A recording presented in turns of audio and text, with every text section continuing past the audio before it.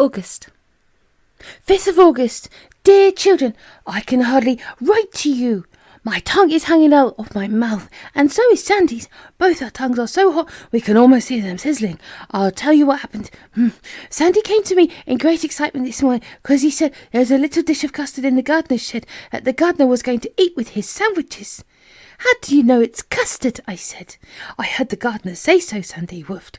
Let's go and have a lick, I said. I feel like a nice bit of custard. So we waited till the gardener was out of the way, and then we popped in at the shed door. We sniffed about and came to the gardener's sandwiches. We didn't dare to eat those because we've tried that before, and we knows what happens to dogs that eat other people's sandwiches. Well, we found a dish by the sandwiches, and we sniffed at it. That's the custard, said Sandy. That yellow stuff inside. It doesn't smell like it, I said. Well, let's lick it and see, Sandy said. So we both took a good lick and, oh, tails and whiskered, that custard burnt us. It did, really. It sat on our tongues and burnt them like fire, and we rushed out in a great fright. We put our tongues in water, but they still burn. And when the gardener saw his dish had been licked, he said, well, I never heard of dogs liking mustard before. So Sandy didn't hear right. It was mustard, not custard. I shall call for the fire brigade to put my tongue out soon. A very hot tongue from Bubs.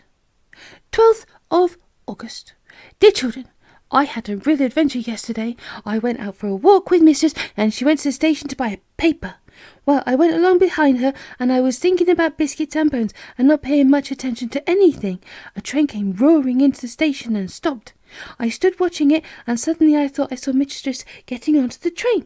I tore after her and jumped into the carriage just as the train was moving off, and bones and biscuits, boys and girls. When I looked up to see, it wasn't Mistress after all. It was somebody else dressed rather like her, and there was I, in the train going off to London town, perhaps, and with Mistress left behind on the platform. Oh dear, I really didn't know what to do. There were 4 people in the carriage, and nobody took any notice of me. I expect they each thought I belonged to one of them. The train raced on, and suddenly it stopped again at a station. I jumped out of the window because nobody opened the door, and I fled to the station entrance, hoping that nobody would ask me for my ticket. I put my nose to the ground and I tried to smell home. I smelt what I thought was the right way, and off I raced. And will you believe it? I got to Old Thatch just as Mistress did. She was astonished. Why, Bubs, she said, I thought I saw you getting into the train. What an astonishing dog you are. I am. Don't you think so? A nice train ride from Bubs. 19th of August. Dear children, a funny sort of wave has come to Old Thatch. I didn't see it come, but it's here. Mistress says it's a heat wave. I'm getting worried because I'm sure I'm going to melt. I do wish I didn't need to wear a fur coat in the summertime. It's very hard on dogs who dress them like that. Don't you think so? Why can't we dress in bathing suits like boys and girls? I told Sandy I thought I was going to melt, and he is sitting near me to see if I do. He says he will lick me up if I melt, but I don't think it's kind of him to say that. Do you? Oh, listen, can you hear the ice cream man's bell? Mistress, please buy me an ice cream. I do like them so much. They make my tongue all go lovely and cold. Oh, yours meltingly, Bubs. 26th of August. Dear children, we found a baby blackbird yesterday that couldn't fly.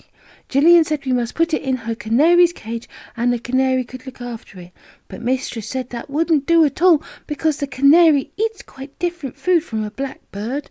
So I asked Mistress what blackbirds ate, and she said they ate worms and caterpillars. But, you know, Mistress didn't give the little blackbird any worms or caterpillars. She fed it with little bits of bread and milk. So I thought I would feed it properly. Wasn't I kind?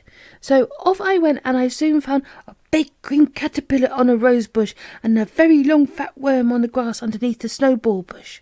I was pleased.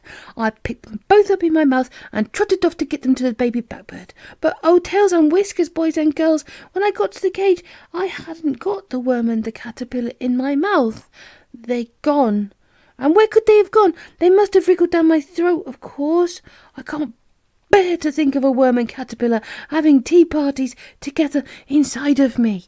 Oh, a worm and caterpillar from Bubs.